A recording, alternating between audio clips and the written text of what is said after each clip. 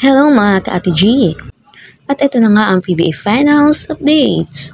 Sa pagsisimula nga nitong Game 6 Finals ng PBA Magnolia Hotshot laban sa San Miguel Beermen, first quarter nga ng laban nila nagpapahiwatig na itong Magnolia Hotshots.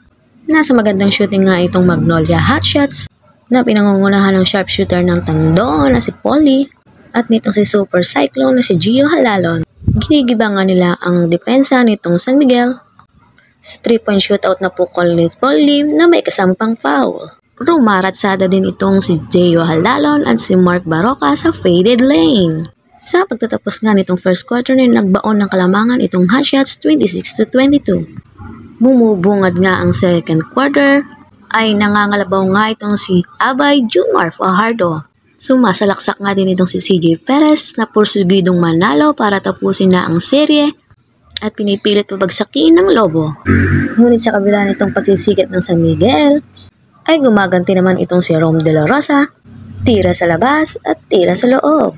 Nagtapos nga itong second quarter, Junmar Fajardo kumana ng 17 points, double digits, at the end of first half.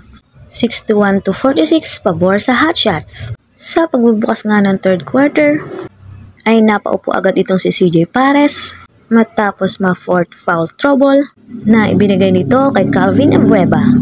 Sinamantala nga ito ni Polly, Gio Halalon, Mark Baroka at Tyler Bay. Kaya naman lamang pa rin sila sa pagtatapos nitong third quarter. Pakaba na nga ng pakaba itong Game 6 nang magsimula na itong fourth quarter. Dasal dito at dasal doon. Chris Ross nagwawala na sa tawag ng mga referee. Tensyonado na ngang lahat nang dumating ang last 2 minutes. Tirahan sa labas at sagupaan sa loob. Abay at Boatwright nagsanib pwersa.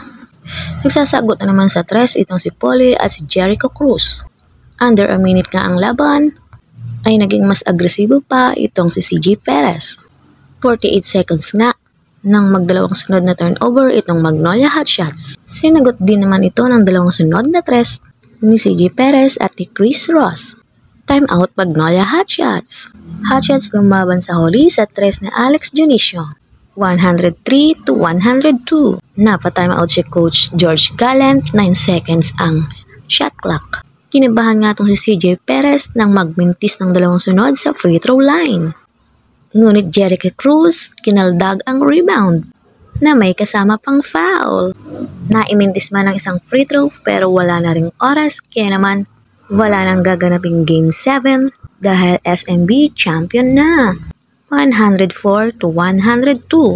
CJ Perez itinanghalang most valuable player of the conference. And this is Ile Castro reporting.